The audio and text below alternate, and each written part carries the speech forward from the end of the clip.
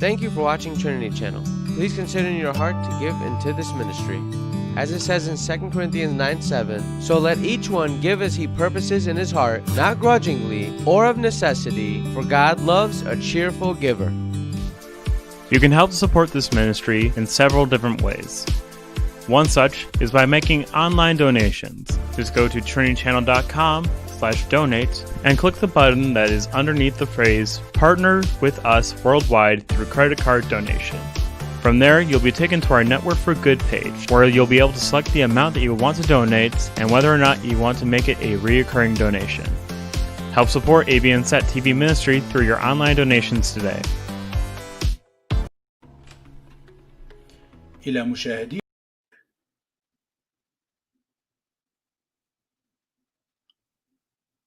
Good evening, Pastor Jason. Welcome to the Trinity Channel. We are so glad that you are here. We are going to be talking a hot topic, and it seems to never go away. It's always in front of us, but especially during an election year, understanding abortion and its impact on society.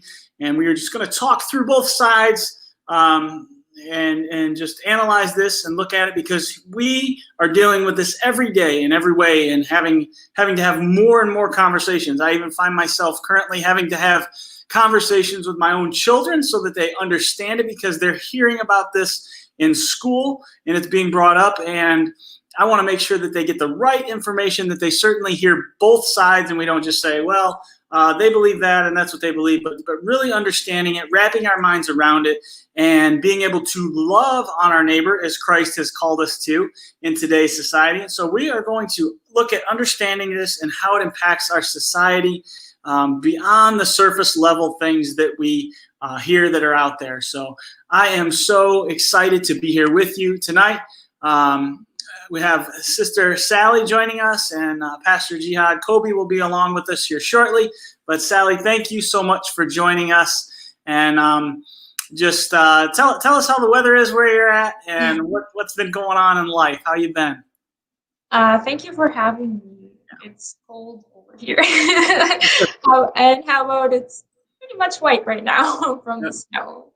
Oh, yikes. Yeah, that's cold. I don't want any snow, so you can keep the snow. And so we're gonna talk, Sally, just about, again, understanding this whole concept of abortion. And I really wanted to make sure I was even with this, and I wanted to have a female on, because I want you to be able to share, because again, naturally, I'm a male and I don't completely understand, and I want to talk through some of these things, but I want to share a little bit with our guests, those that are with us. I want us to understand the pro-choice kind of situation that's out there, and what Planned Parenthood says and what they've spelled out. And they kind of have these three basic premises. And premise number one was this, or is this, that it's not a baby, it's a fetus. And they literally spoke almost exclusively about the fetus rather than the baby. This was an original drafts of stuff that they started. It spoke very little about pregnancy and focused largely on the woman's needs and the emotions and the impact of an unwanted pregnancy on her career, her future, her body. Premise number two for pro-abortion, pro-choice position is unwanted pregnancies put women at risk. The literature stressed the anguish, the pain, the difficulty that an unwanted pregnancy brings upon a woman's life. It focused upon situations of rape, incest, abnormal stress, highlighted the dangers of pregnancy in older women, justified abortion on demand because of these reasons. Premise number three for the pro-choice position was that the woman is actually more important than the fetus. And their idea, their thought here is that most importantly, there was a clear distinction between the who of the woman and the what of the fetus. It was made clear that the woman is the who and the person of the fetus is the what, or the mass of tissue. Based on this tenet, logical conclusion is that the woman should be able to decide then how to deal with this mass of tissue inside of her. So that being said, if we're going to move from deadlock and violence to distinguish, to dialogue rather on this issue, we need to understand this pro-choice presupposition. And it's that if a fetus is a mass of tissue, not unlike an appendix or a wisdom tooth, and if you believe this with all your heart, then the removal of that mass of tissue, if it is inconvenient, makes perfect sense. A woman has the right to do this within her wishes. Any understanding of the pro-choice opinion must begin with an understanding of this presupposition, and that's where I start with it. Sally, anything you want to add to that before we jump into some other questions? Well, I think you're right, Pastor Glenn, because once you figure out what kind of the unborn is, you can really answer the abortion question quite easily. I mean, all the other factors that you hear about, the statistics and the positive effects of abortion and so on, well, good to know, but I think the very first question that we need to understand is what kind of thing the unborn is. And from that, once we figure that question out, we can, I think, navigate the question of abortion and pro-life and so on a little bit much easier, actually, than what it looks like right now. It looks complex, it looks messy and chaotic, but I think you're right. I think understanding the presupposition of each of those groups and figuring out what kind of evidence do we have and what do they tell us, which premise is the proper one to take. Absolutely. Yeah, so that's that side. Pro-life position. I'm going to talk a little bit about the two premises here, and then we're gonna dig a little deeper. The premise number one is that you'll hear from pro-life position is that life begins at conception. Pro-life literature states that life begins at conception. The focus then is on the need and the welfare of the fetus. The fetus is almost always called a baby or preborn baby. The presupposition is based on a singular logic that from the time of conception, nothing else is added. The embryo simply begins the process of development, a process, in fact, that continues for the number of years outside the womb. Premise number two is that unborn babies are fully human, and literature that you would read on this again holds that that at conception the life of the human begins, and those are truly the two big stances for pro-life. And then out of that you have all of the debates and the speeches and the fighting and emotions and hatred and gesturing and protesting, and really what it comes down to, I think, is the fetus fully human, although not yet fully developed, or is the fetus a mere mass of tissue in the mother's body?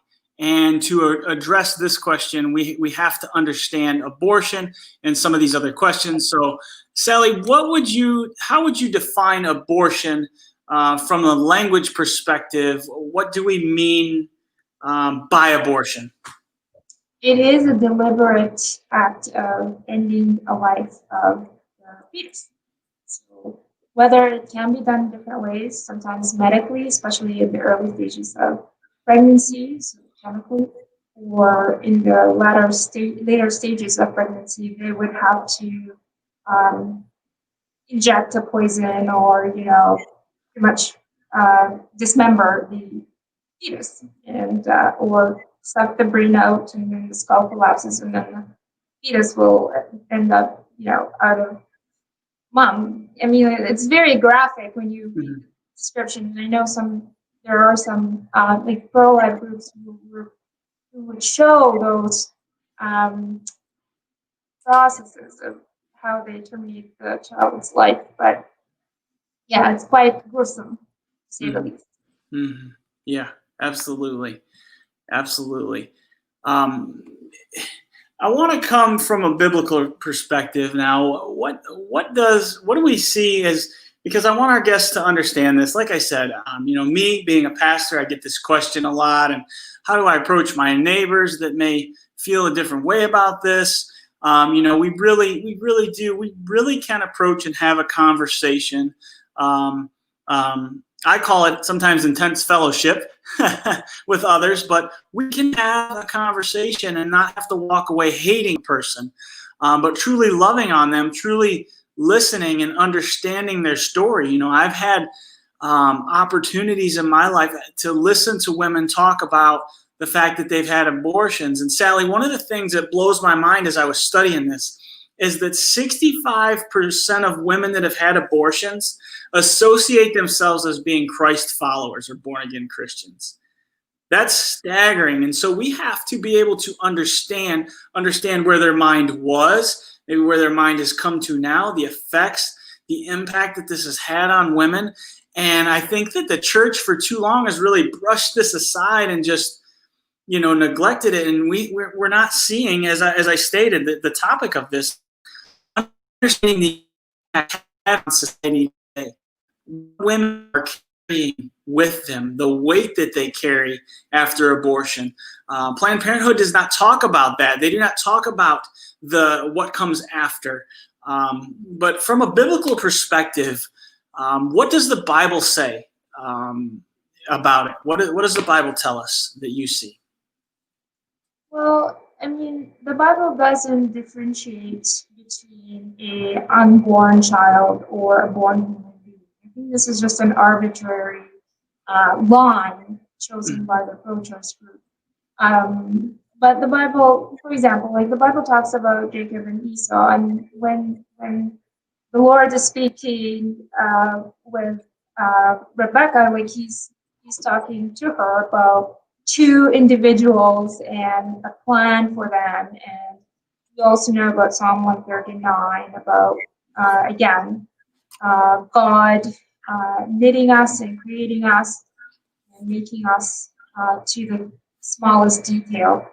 I know that one kind of objection, or you could say an objection that comes from the Bible, is the seemingly different, differentiation in Exodus, where it happens to be there is a woman and there's a quarrel or a fight, and then the woman, there's a code about, if the woman kind of miscarriages, and there is a financial compensation required. And that seems to suggest that the baby is not of equal status as a human life.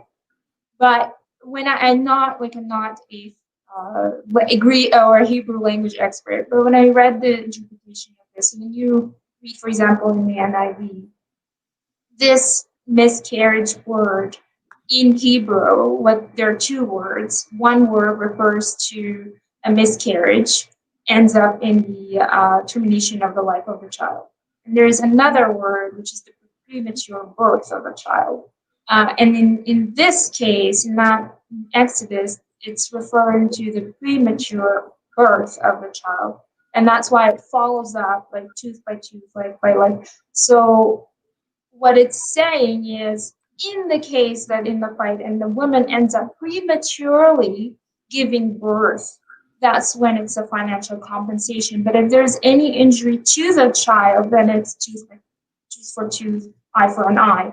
But other than that one exception, you look at how the Bible is treating, for example, Mary and Jesus. And when Mary receives the news, we see Mary, having been conceived, and then she goes to visit Elizabeth, and right there, right then, you could see the interaction between the two babies, and then you wonder, it's another indication or another piece of evidence that the Bible looks at the unborn as a human being, even though all the capacities of that human being is not yet actualized. Yeah. You mentioned, I believe, Psalm 139, and as I look at that verse in context of this, and and just look at reading it, if Jesus didn't believe it, I don't believe that he would have. Again, looking at the context of the words, and I don't off the top of my head, but I know that you knit me together in my mother's womb was from the beginning, like right at that moment, and it says in verses 13 through 16, for you created my inmost being. You knit me together in my mother's womb. I praise you because I have fearfully and wonderfully made. Your works are wonderful. I know that full well. My frame was not hidden from you when I was made in a secret place.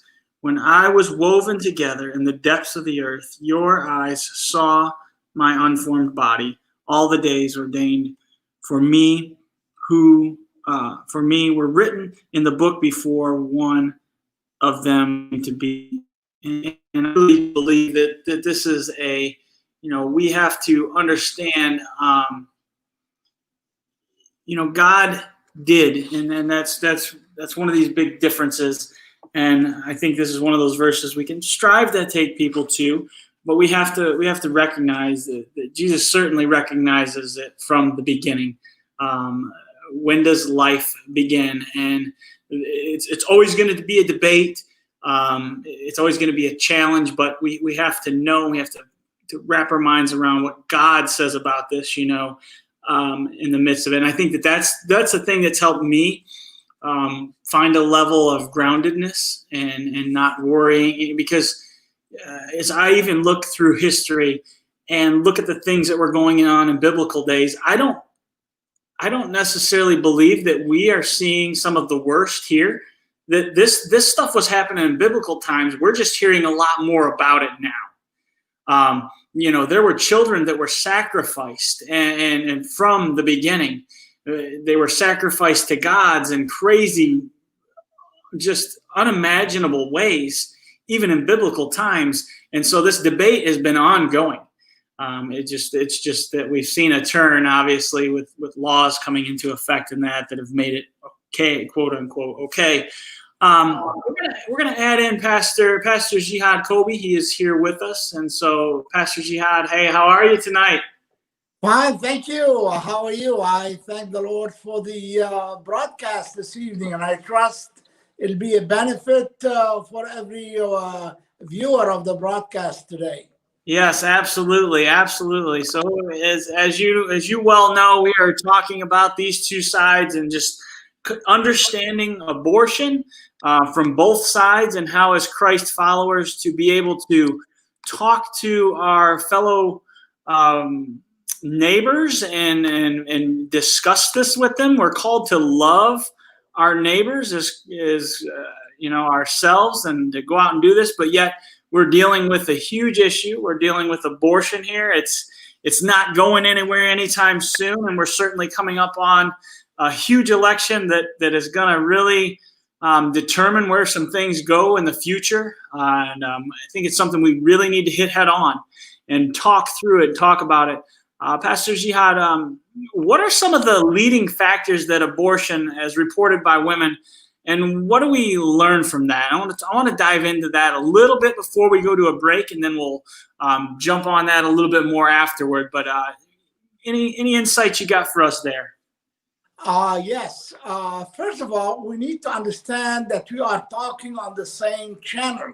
It's very important for us to understand what is the meaning of the word abort, to abort.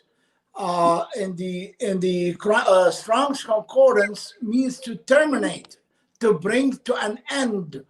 And actually, to abort something is to never start it. That is basically what the actual meaning of the word abort. We have even in the aeronautics, the space shuttles use the word abort, which means never to start, to terminate. In fact, the last shuttle that was launched, it was aborted in March because of impeding danger to the lives of the astronauts. So you can abort something, but you have to abort before it starts. In other words, the space shuttle did not abort the flight while on flight. It's not possible to abort a flight once the flight is taking off. So using the term abortion in the medical term is actually a misnomer. It is not a medical term, and it should not be used medically to abort a pregnancy or a life of a child. That's why we need to understand the meaning of abort, so that we can understand why God prevents the actual ending or terminating a life of a child. God gave Adam and Eve a command. He said, be fruitful and multiply.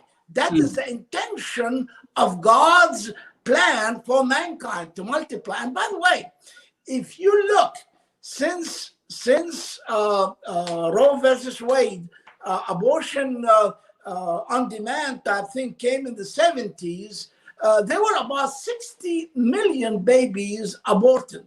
Okay, but in reality, the excuse of those pro-abortions are saying because the population is too many and we can't afford feeding all these people. But you know, the population in the 70s was about 4 million.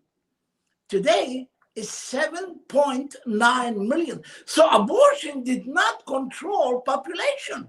It's a lie to use abortion as a control for population. It is a plain deception, number one, to give man and woman the idea that aborting a child, aborting a pregnancy is beneficial for you and for the society. Actually, China, which has the largest population on the face of the earth, had, because of their ban on birth, which is allowing a couple only to bring into pregnancy only one child. You know what China is doing now? It reversed this order because the population is aging and there is no young people to replace the aging population. And now China is allowing families to bring more than one child into the world.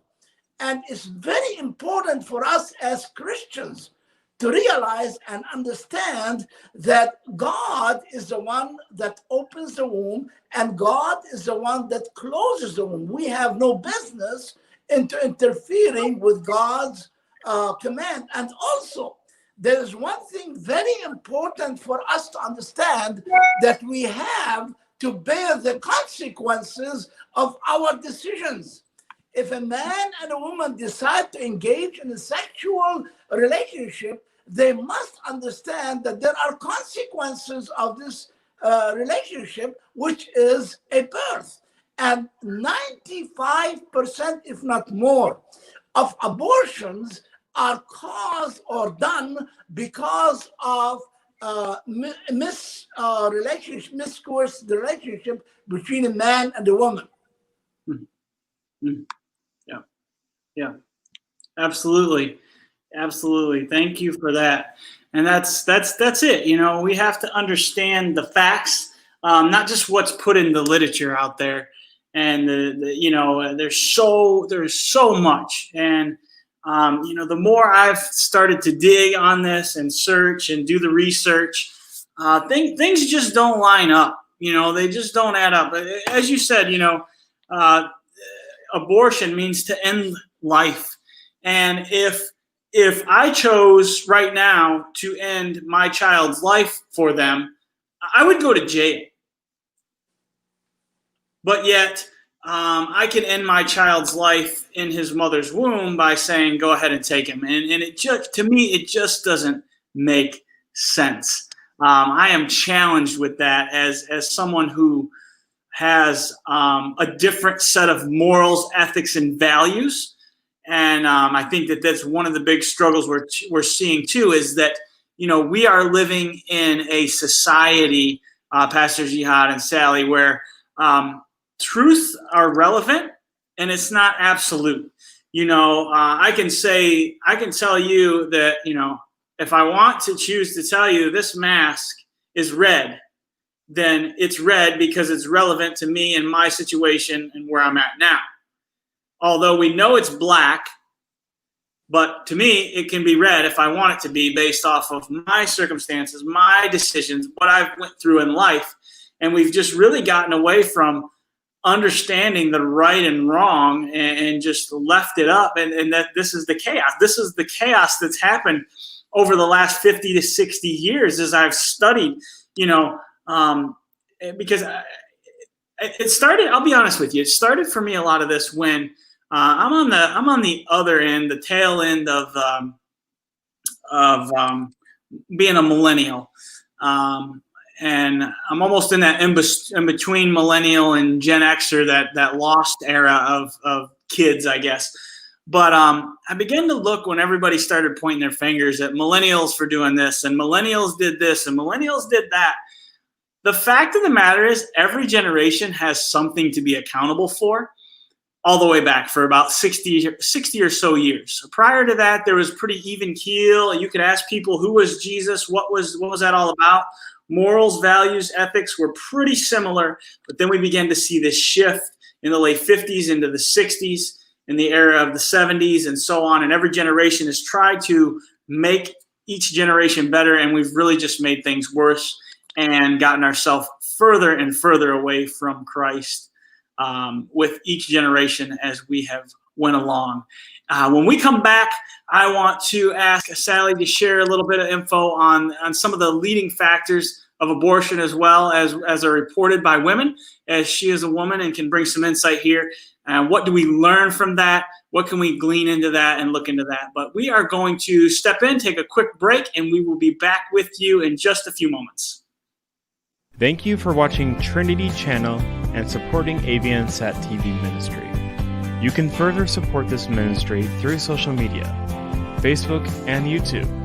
Just search Trinity Channel and click on our page. From there, like, follow, and share our page on Facebook, and subscribe to our YouTube channel while clicking on the bell icon to the right to receive notifications on new videos that we will post to the channel each week. Most importantly, after watching a video on these sites, use the comment section to give your thoughts about the program. Continue to support this ministry by following us on social media.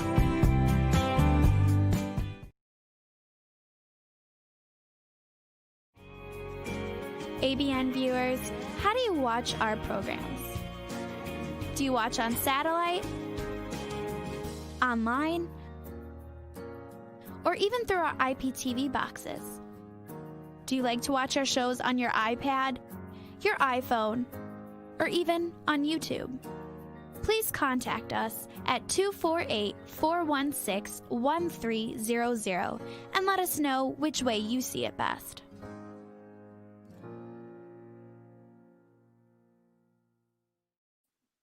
Welcome back. Thank you for sticking with us. If you're just jumping in, we're glad that you're here. For those of you who have been longtime supporters and followers of ABN and the Trinity Channel, we just want to thank you so much for that. We appreciate your love. We appreciate your support, your prayers, your financial support.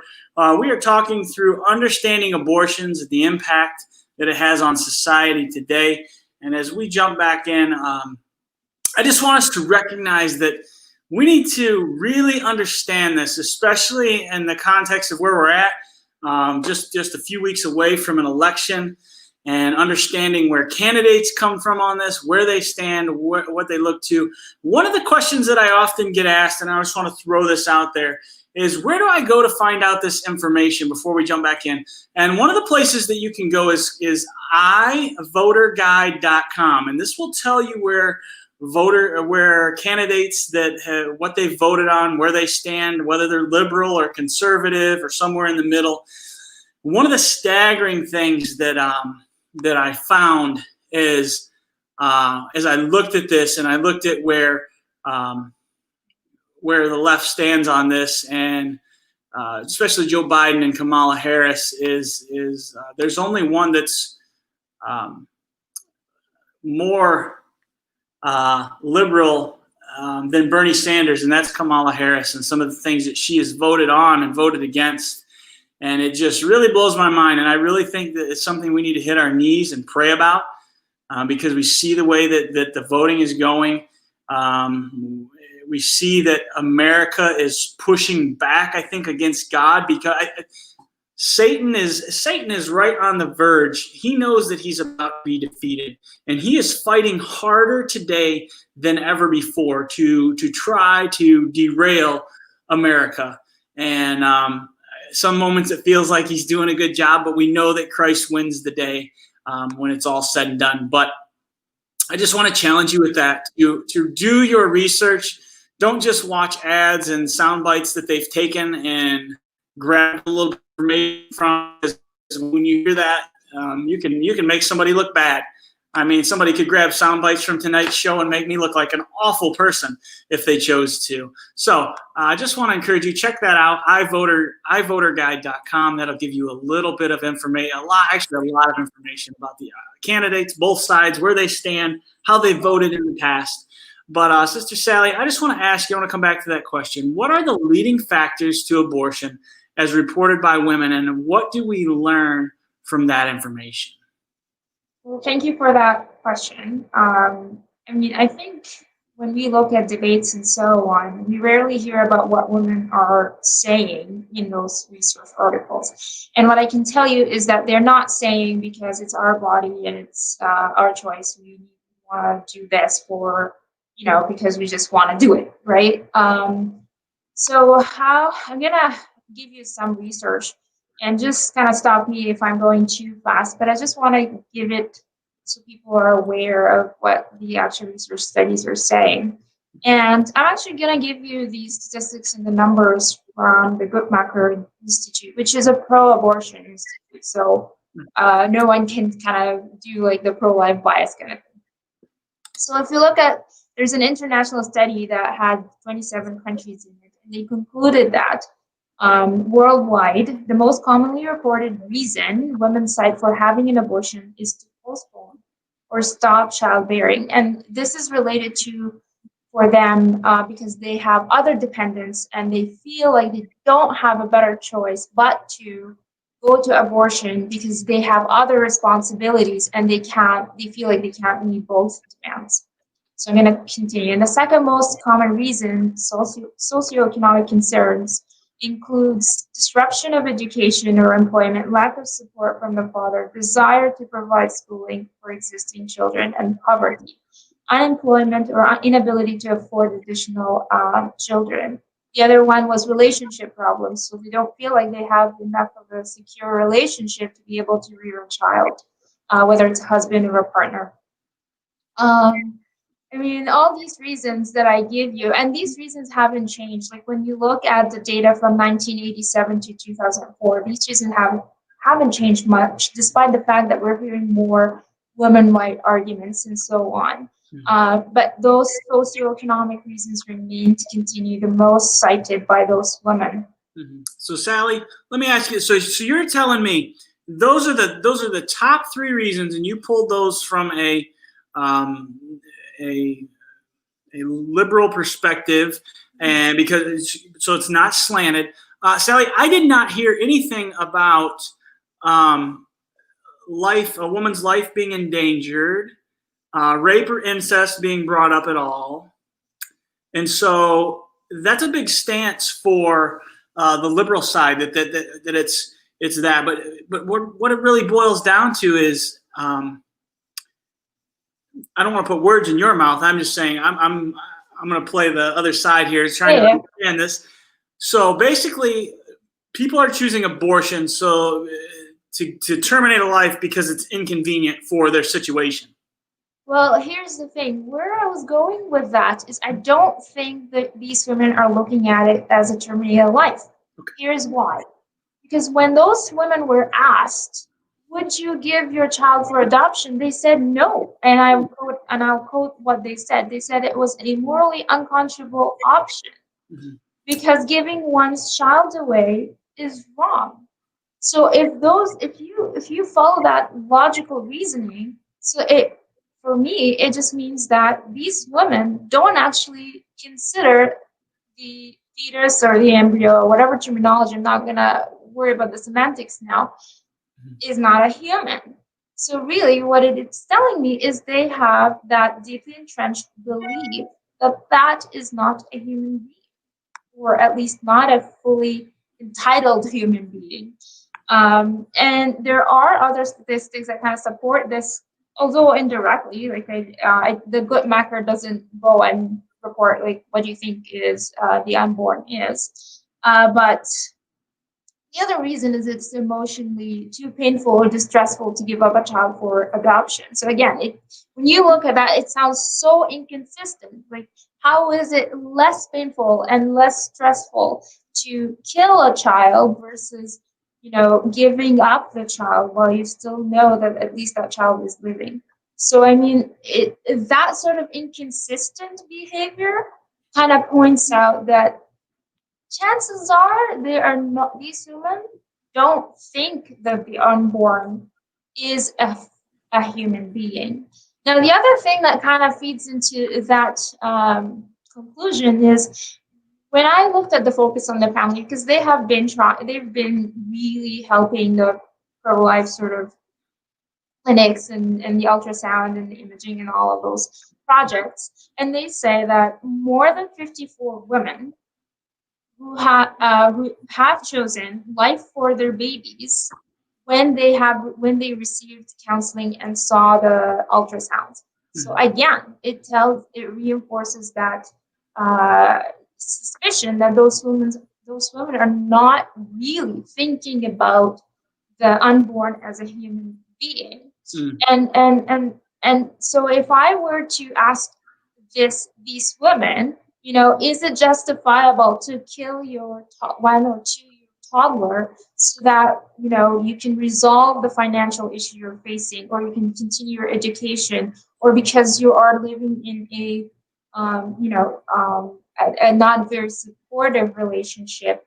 Would you kill that child? Would you kill that child for that issue? And I think these women will just say like bloody no, we're not doing that. We'll figure something else. Right. So I think cumulatively, when you look at that kind of data, it just tells me that I don't think that these women are really. I mean, there is a fraction of women who will grant you that even if that was a child, we will still abort. I mean, I'm not talking about those women, but I'm looking at the majority of what the majority of the data is suggesting, and I think it's just suggesting that they don't even know that the unborn is really a human being. Surprising. Yeah. Sally, one of the things that I looked into, you mentioned about the imaging and that, and I found it interesting that as we've seen technology transform, the statistics say that when a 4D ultrasound is done, that 85% of women who see that image choose to keep their child and not abort it. 85%. That is huge. And so it leads me to ask these questions. Why? Why then why wouldn't Planned Parenthood, why wouldn't the government stand behind these imaging machines to show these women what it is that they're aborting and getting rid of, this quote unquote just tissue? We're seeing these babies formed early, they're seeing it 6 to 8 weeks in of what they're aborting, and 85% choose to keep those children. It really blows my mind. And I think Master Blend, I suspect that one of the reasons why we're having that sort of divide between sort of the street response to images versus the academic and people in the judicial system and so on. Really, I think the problem at the street level is a problem of not knowing that the unborn is really a human being.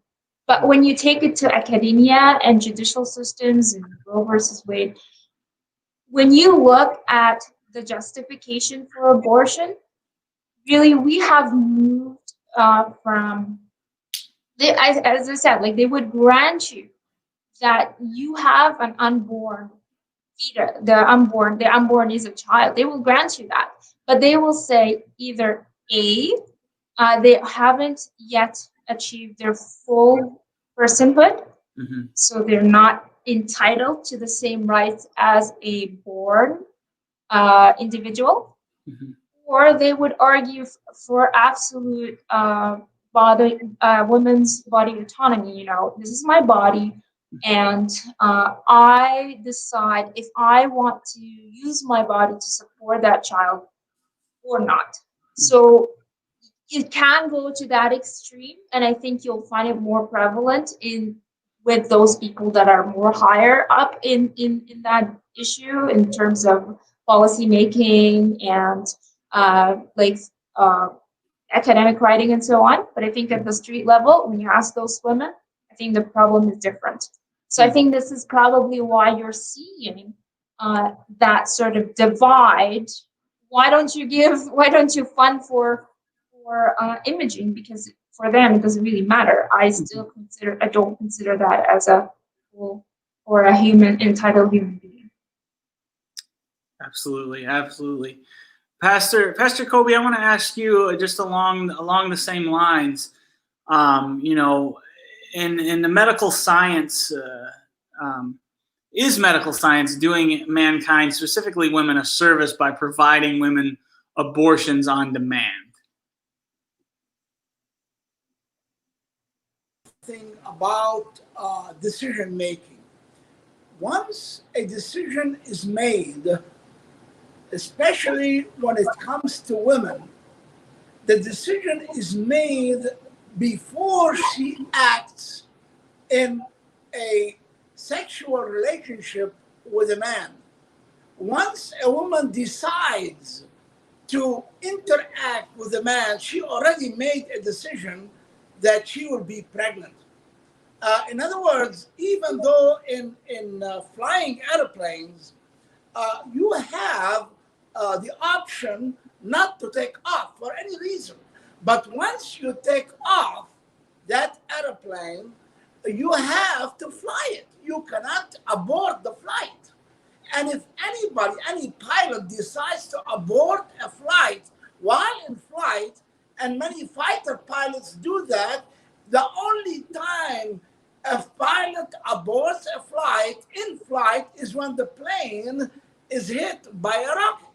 Then the pilot can abort from the flight to save his life.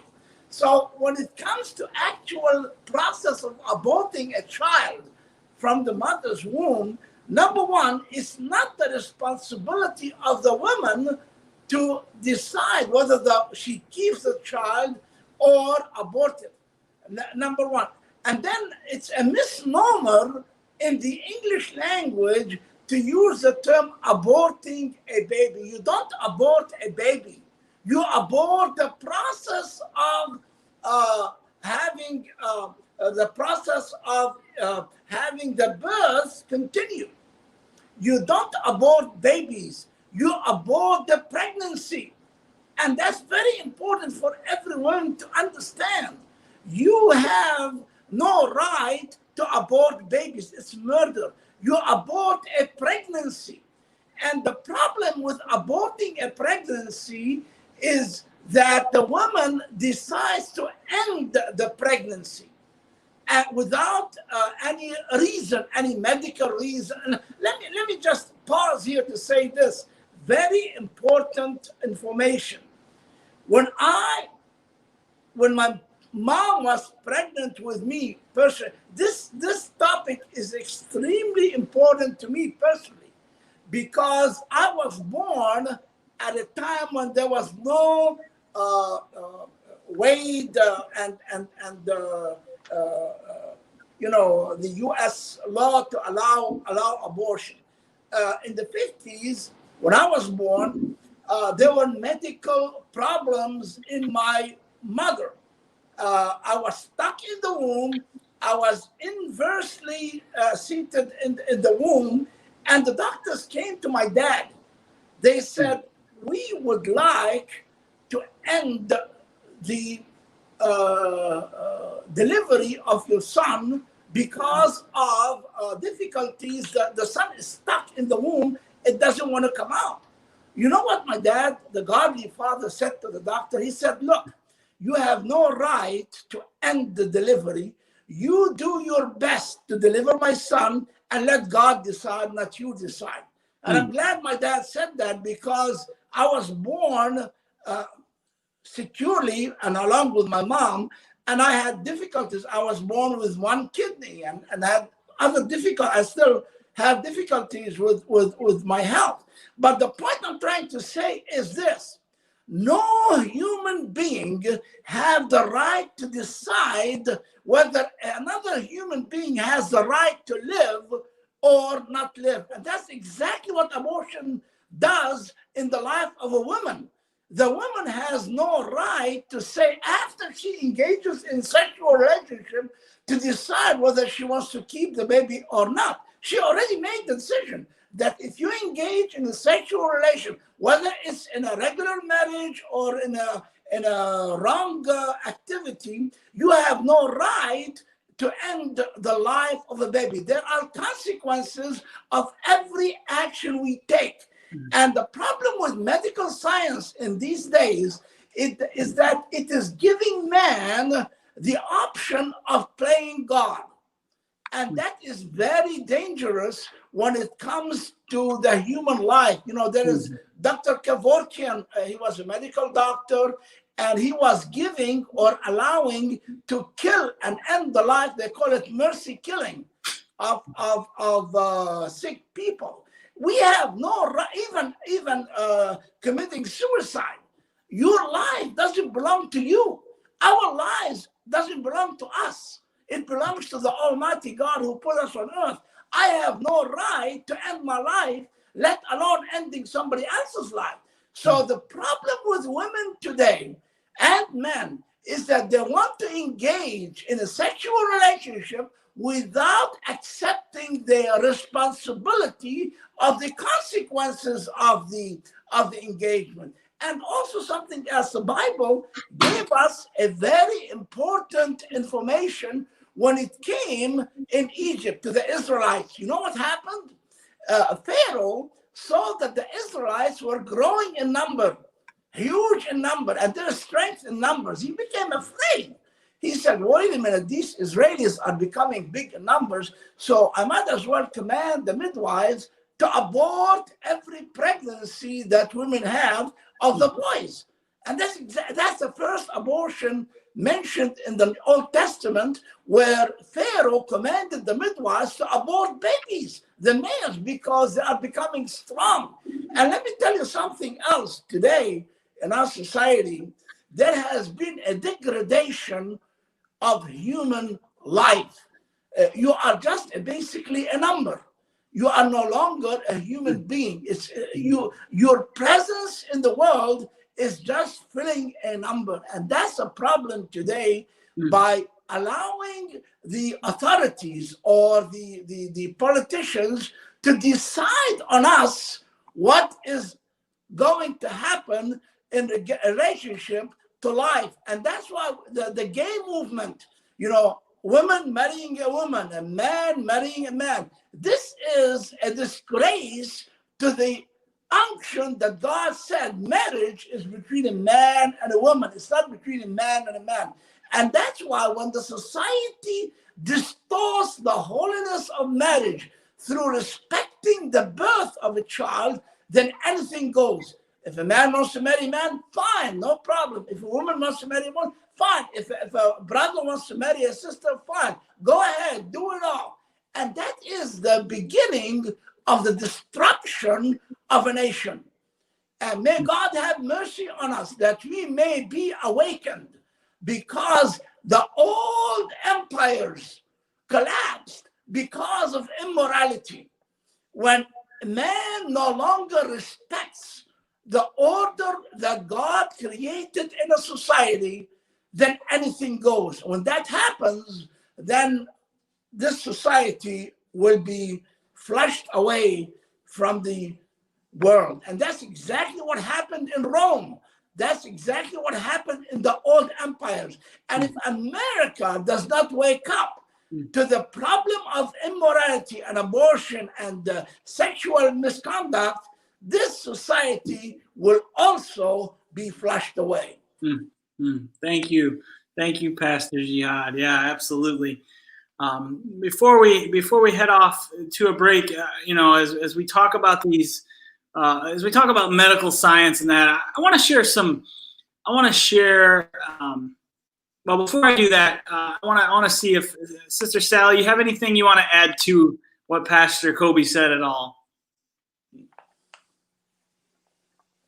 Well, I think Pastor Kobe touched upon multiple points about morality, about how we are putting our desires ahead, and how we have kind of, gotten blindsided as to what is right, what's wrong, and so on.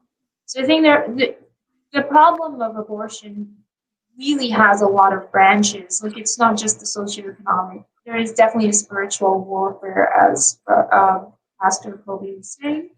And we can try and target it at all of its levels so we can get that holistic sort of approach. So we can target, because when we're dealing with human beings, we're not just dealing with just the spiritual or just the economical part or just the biology or just the philosophical. We need to look at it from all those perspectives.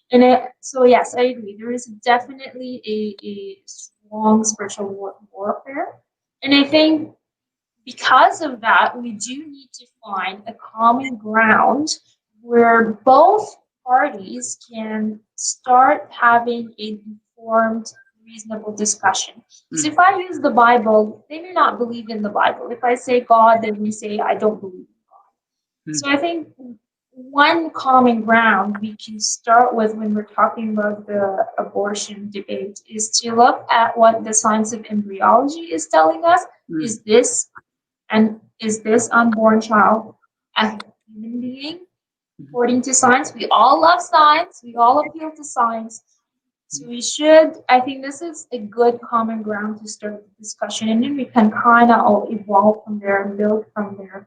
And we could highlight the philosophical arguments about human rights, women's rights and the right to choose will be in conflict of what science is saying. And we look at how philosophers are trying to make sense of those two differences.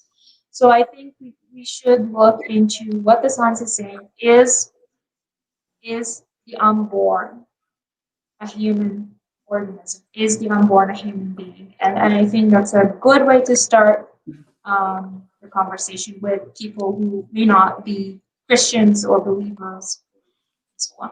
Absolutely, Sally. Thank you. On that note, that leads me right into what I want to share. So as we talk about this, a lot of people do talk about science and how it plays an effect into it. And, as Christians, we can allow science to work in our favor. We truly can. I believe that, it is God created it and it's here for a reason. Now, I don't believe that all science is logic. But I believe that there are some things that we can lean into this. And here are some facts that, before we go off to break, that I just want to share with you. Consider the following facts, okay? The heart begins to beat, and this is scientifically proven, this is the medical science, that the heart begins to beat between the 18th and 24th day after conception. 18 and 24 days later, between 18 and 24 days later, the heart begins to beat. So both sides, if you're here watching, you're on either side of this, or you're going to talk to somebody about 18 to 24 days after conception. Brain waves have been recorded as early as 45 days after conception. 45 days. Now, I'm going to speak a little bit into this now. I know it's a different situation, but 45 days into it. I remember the moment that when my father was on his deathbed and they said there are no more brain waves. The brain activity is gone. We could then make the choice to say, keep them on life support, pull them off. At that point, it was done. that life was not there. But when there were brain waves, there was a sign of hope for his life to be there, to come back. But yet, in an abortion, in a situation of that. So, something to think on, Here's a couple other facts. A mother can feel physical movements as early as 42 days after conception. At 8 weeks, the baby possesses the unique fingerprints that they will have for life. 8 weeks in, a baby will have their fingerprints for life. All bodily functions are present at 8 weeks and are functioning at 11 weeks in. At 11 to 12 weeks, a baby can suck its thumb. Would all of the above indicators reflect a human baby or a mass of tissue? And that's the question I would ask both sides. Would what we have just shared with you above, these facts, these from medical science, these are the facts, would it indicate a human baby or a mass of tissue? Anything you two want to add? Well, I'll ask you when we get back. We're getting ready to go to a quick break. I'll leave you on the cliffhanger. We'll come back after a quick break. We hope that you stick with us. We'll be right back. Hello, partners and friends of Trinity Channel. ABN Sat app has 50 plus channels in English and Arabic languages. For example, one of the channels is Jesus or Muhammad. In English, we have renowned speakers and apologists who produced hundreds of shows to win Muslims to Christ, such as Muhammad of the Universe, Why Are Muslims Leaving Islam?, Apostasy in Islam, Objections to the Deity of Christ, Muslims Worship Muhammad, Who Was Muhammad, and many more. Also, we have the Wake Up America channel. Some of the shows are Does Islam Respect Human Rights? Why should the U.S. adopt Sharia? The Deception of Interfaith Dialogues. Is Islam a religion of peace? The Silence and Ignorance of the People of the Book, and much more. But our ABN Sat app has other channels in English, like Political Islam, News and Views, Human Rights, Debate Night, and others. Please download our free ABN Sat app and don't forget to pray and support our ministry. For more information, please contact us and call us at 248-416-1300, or you can reach us at our website at trinitychannel.com, where you can find also our YouTube and Facebook Trinity Channel. God bless. Rejoice always, pray without ceasing, give thanks in all circumstances, for this is the will of God in Christ Jesus for you. Here at ABN, we have a prayer room filled with people who would love to join in prayer with you. For more information, please call us at 248-416-1300 or message us through our Facebook pages, ABN Sat or Trinity Channel, in order to pray privately with you. Thanks and God bless.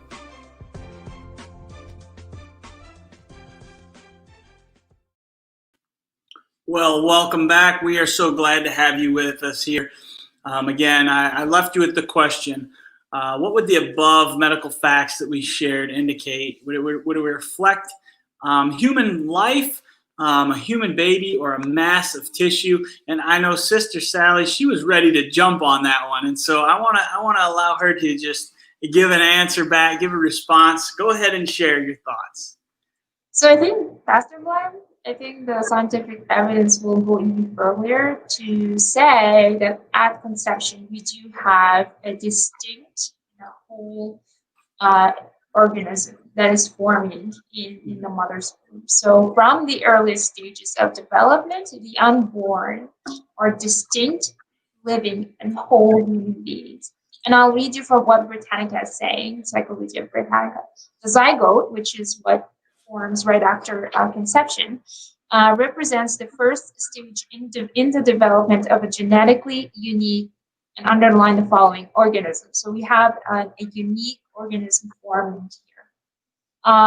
If you don't like Britannica, I'll go to the embryology textbooks. So for example, we have the Langman's medical embryology states, the development of human being begins with fertilization, a process by which the sperm from the male and the egg from the female unite to give rise to a new organism cycle. So, I mean, science is pretty clear because of how advanced we got, and we can, and under our understanding of genetics, we see that from the get-go, we have a new organism that is forming. It's distinct from mom, distinct from dad.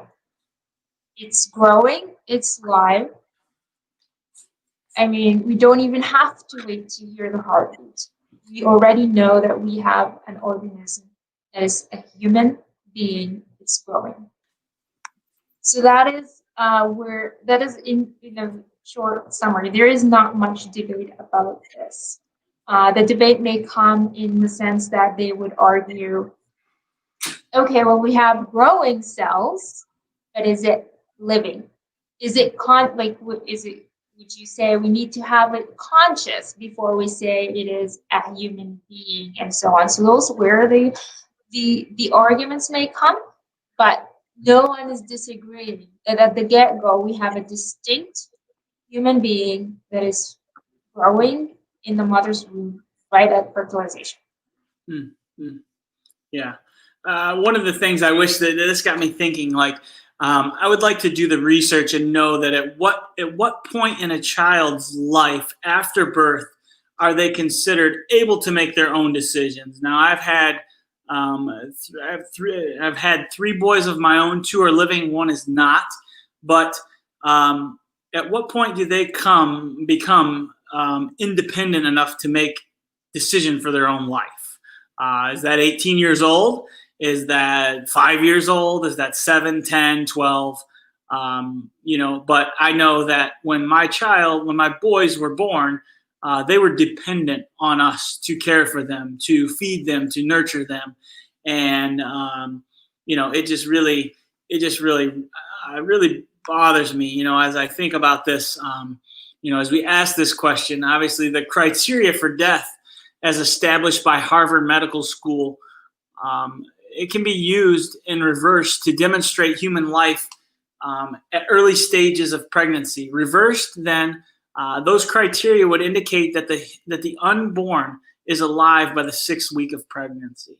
This is what we see based off of science, based off of logic.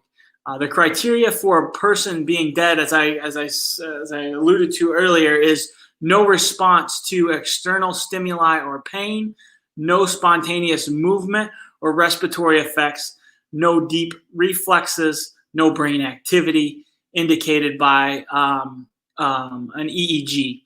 And using these observations of science, if the reverse of even one of the above criteria occurred, the fetus would be considered alive. At 8 to 11 weeks, they all occur. The evidence for medical science is so strong that an unlikely group has surfaced to oppose abortions, and it's taking place. But yet, when we look at the facts, when we see the facts, we have to lean into that. We have to recognize that. I've seen a lot of comments, and I want to make sure they know. Thank you for your comments. Sally, would there be anything that you could add? I heard one person mention that, just the effects that this has on women, the thought process afterwards. I've read that many women, they go through this almost like, it's not postpartum, but years later, they go through this grieving process, not to mention the internal impact that it has on their life. There have been a handful of women, even some in my own family, that have chosen abortions prior to living their life for Christ and have struggled to have children. And Planned Parenthood doesn't share these facts that what it can do to their body by having these abortions. Anything you can enlighten us on that and just kind of share, like, what are we seeing with that? What are we hearing? Planned Parenthood's there in the beginning, but they're not there in the middle of the storm, it seems like. Yeah, I'm just going to highlight a couple of things. For a woman, there is the equivalent of PTSD where they would experience similar symptoms, PTSD, post-traumatic stress disorder. So there is an emotional impact. I mean, when you look, and then the counter response to that, like for example, if you read the Guttmacher, they would say, "Oh, it's because those women were vulnerable from the beginning, so they had mental issues from the beginning, and that's why they're more prone to that." And then I believe they have removed that specific diagnosis from the DSM, which is what they use for the psychological diagnosis. Obviously, you still can diagnose depression and so on, but it just tells you that how they're kind of playing with the impact. But yeah, we recognize some women will have emotional issues, but those are likely those are the women that have from before they have mental issues. But let me counter respond to that, because those women who tend to have issues, mental health issues, are more likely to not find the support and more likely to seek abortion. So it's like a cycle, right? So,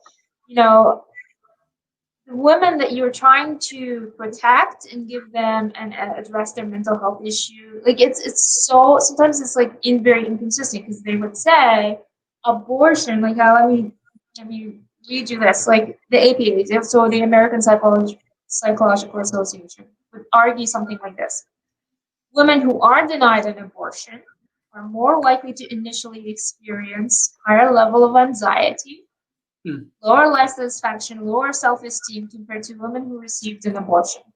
So that's what the American Psychological Association stance is. Now, it's a little bit a misleading paraphrase to the issue, because it makes it sound that the most effective way to deal with those women is to have an abortion. But we know that there are more effective psychological intervention to anxiety, self-esteem issues, and so on, than aborting a child.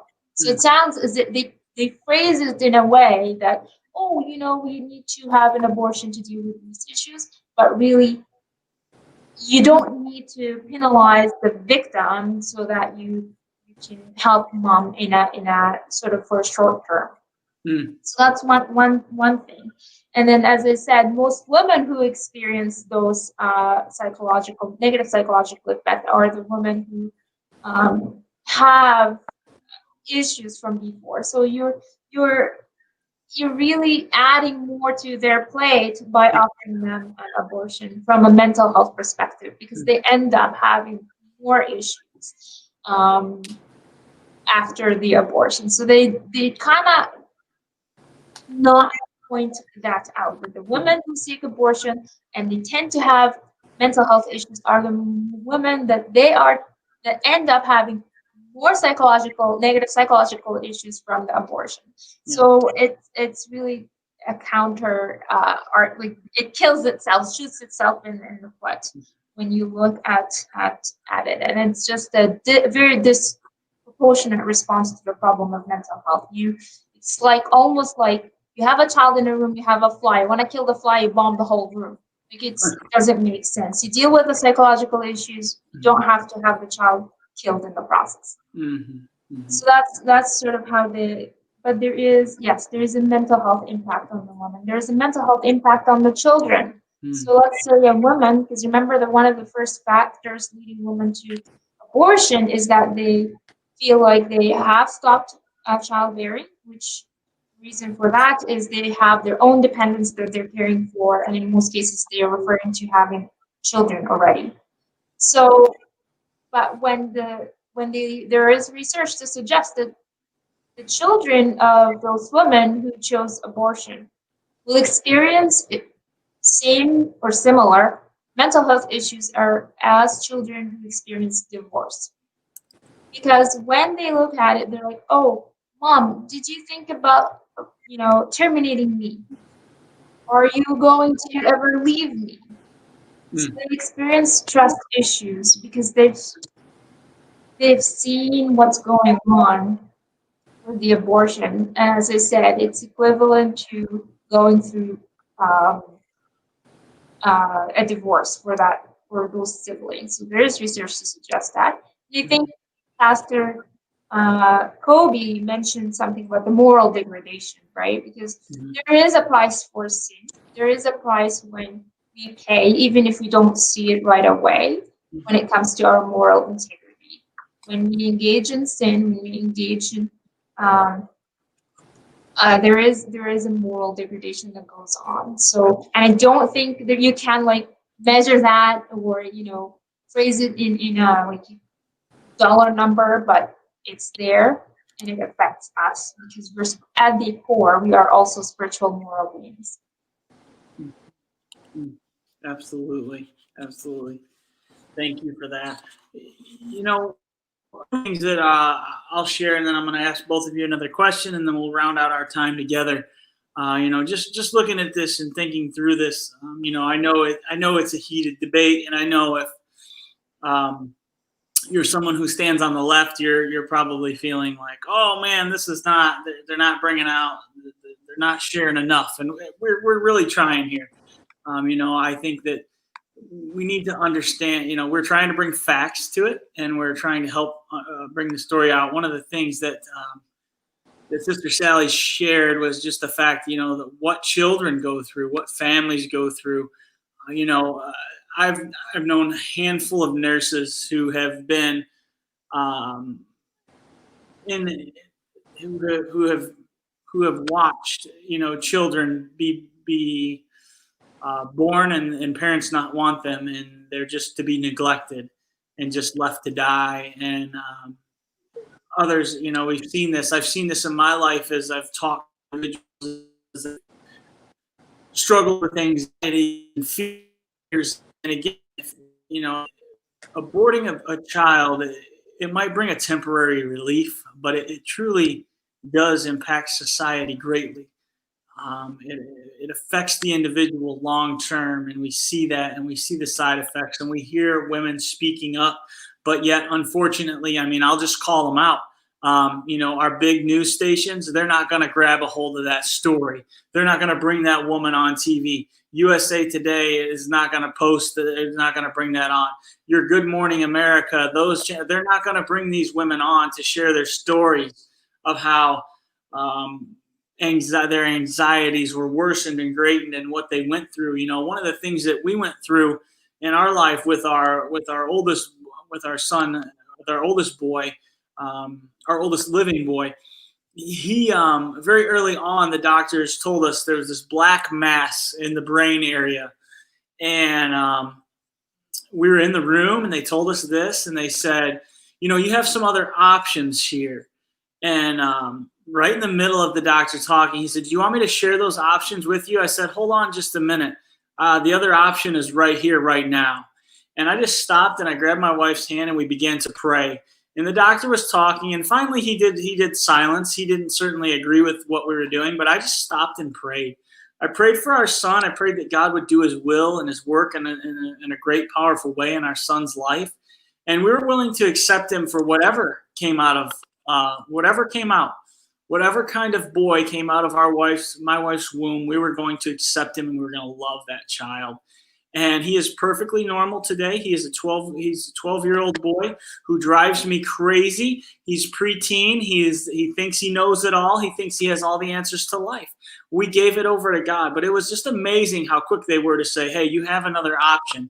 But had we chosen that quote unquote other option, to us, there was no other option. It was, we were going to have this kid, and if God allows him to live, we're going to do our best to raise this boy.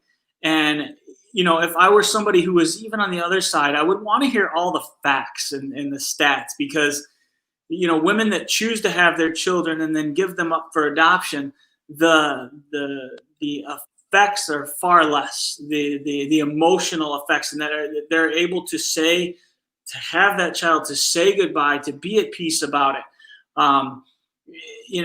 But we got to look at, one of the things that I look at, some of this is politics to me. I look at it, you look at what it costs to have an abortion. You look at what it costs to raise a kid for 18 years of their life.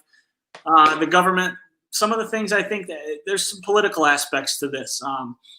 Boom, we can take care of that here. But what we don't see is the deeper aspects. We don't see what women go through years later, as Sally shared, and the struggles that are out there. And I really want us to. I just really want you to be cautious. Think about things. Again, as you make decisions to move forward. One of these bills that's being held up, is the fact that after children are aborted, that are living, they just leave them there to die. And this is something that many of those in legislation have voted on. Your left, they don't want to allow this to happen. They don't want care for the child. For me, I struggle with this.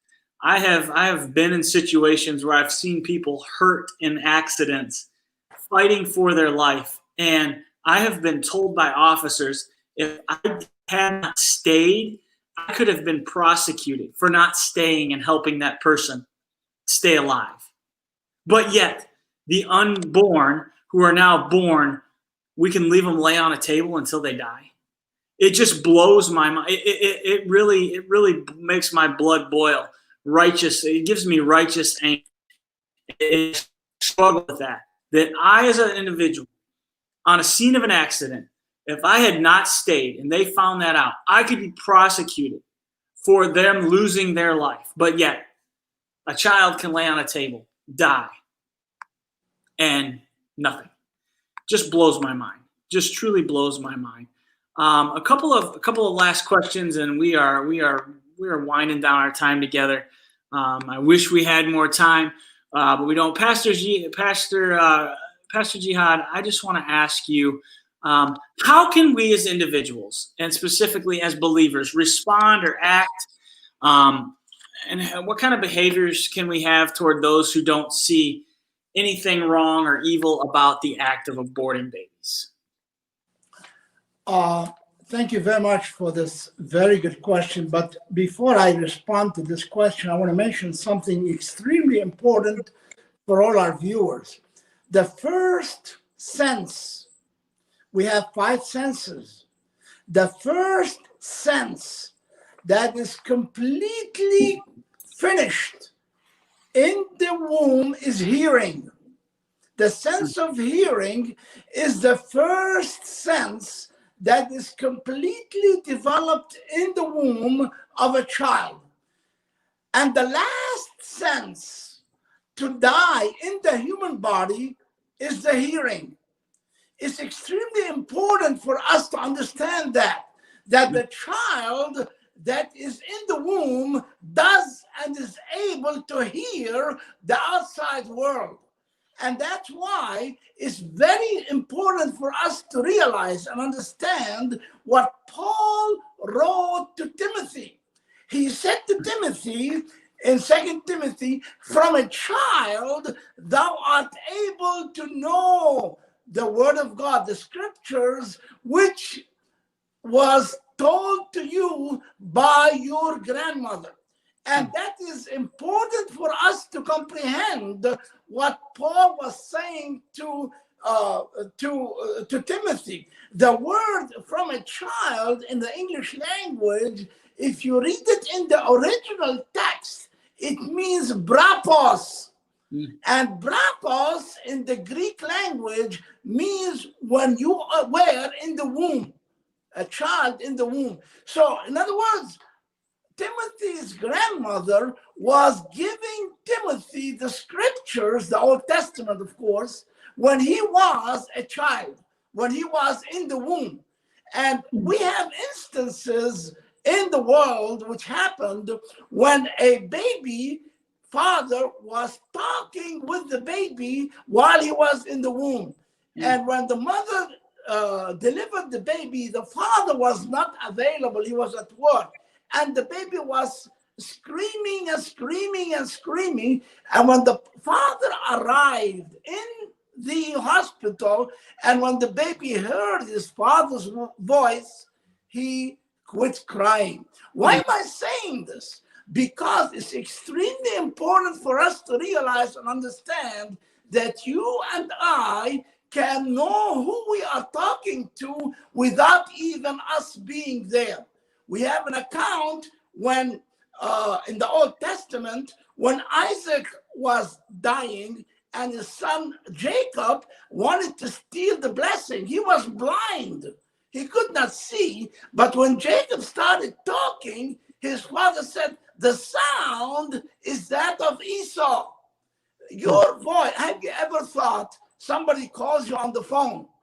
The moment he says hello, you say, oh, hi, John, how are you? You knew immediately who the person was talking with you without even seeing him, because your voice expresses your identity.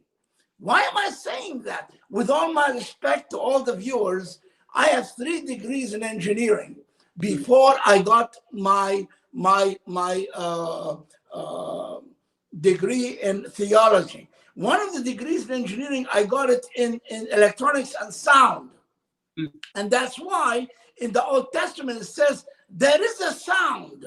There is a sound which causes the people to rejoice. And that's very important. Why?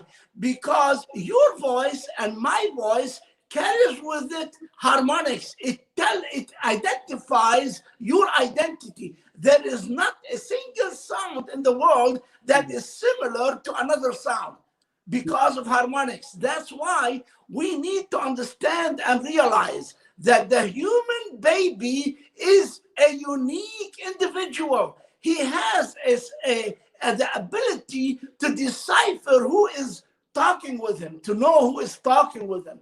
And finally, let me say this with all respect to everybody, that God is going to judge us based on the sounds we hear. Faith comes by hearing, and hearing by the word of God. If you reject the word of God you're hearing, you are condemning yourself to an eternity away from God. And that's why Jesus said these words. He said, my sheep hear my voice, and they know me, and I know them, and I give them eternal life. It's very important for us to realize that the individuality of a fetus or a baby in the human being is identifiable by the harmonics of the human ear that makes this individual to be unique and individual. Thank you.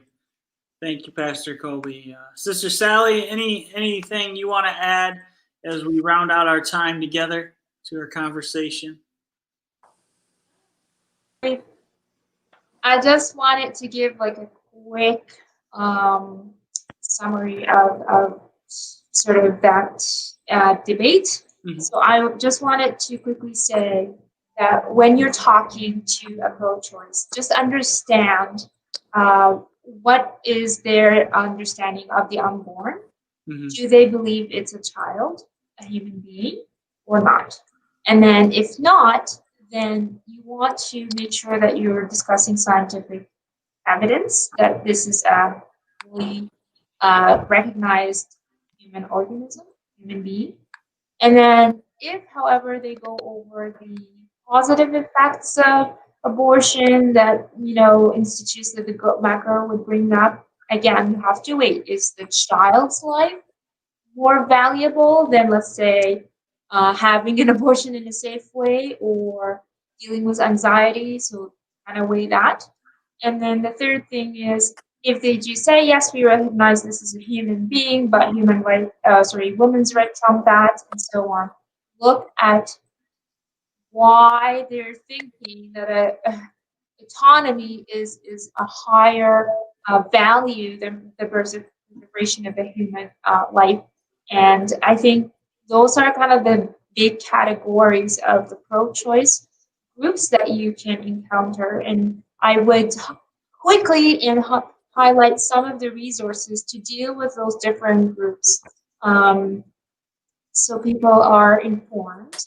So I would recommend books as Defending Life by Francis Beckwith, The Ethics of Abortion by Christopher Kaiser, Abortion and the Unborn Human Life by Patrick Lee, Body and Soul by Scott Ray and G.P. Moreland, The Case for Life by Scott Klossendorf.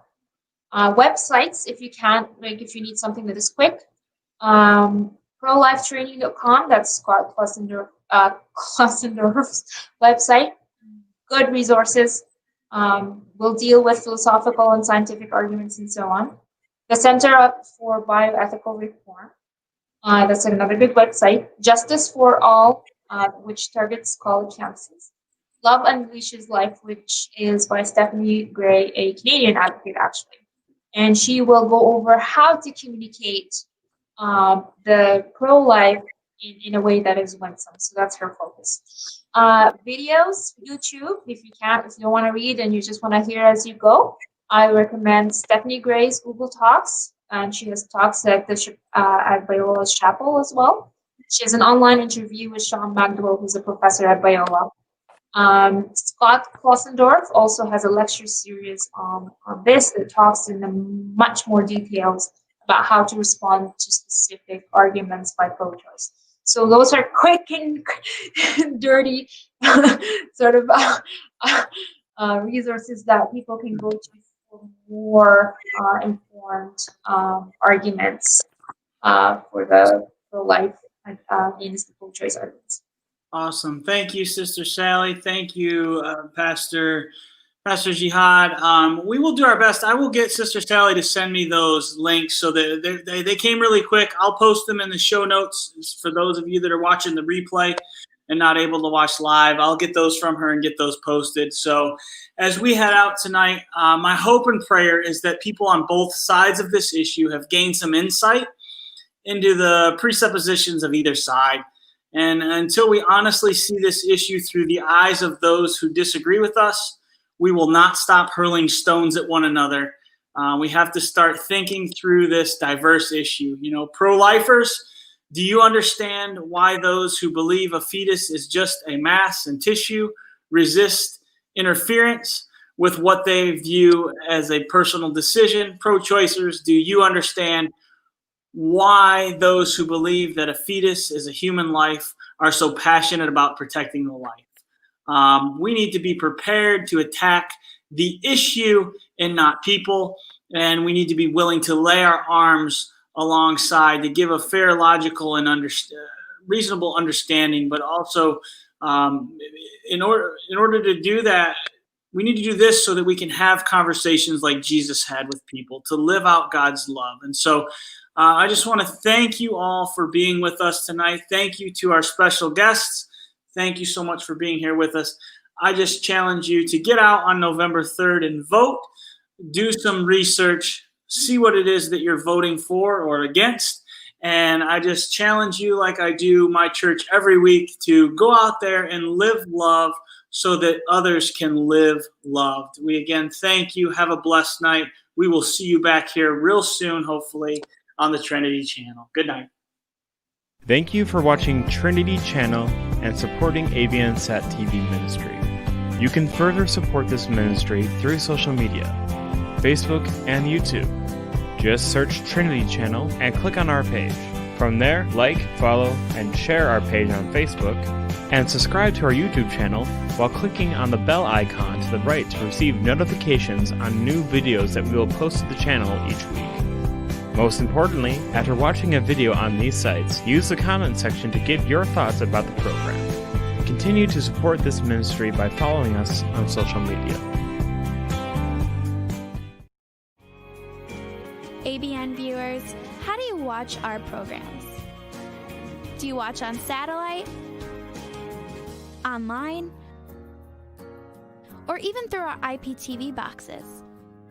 Do you like to watch our shows on your iPad, your iPhone, or even on YouTube? Please contact us at 248-416-1300 and let us know which way you see it best.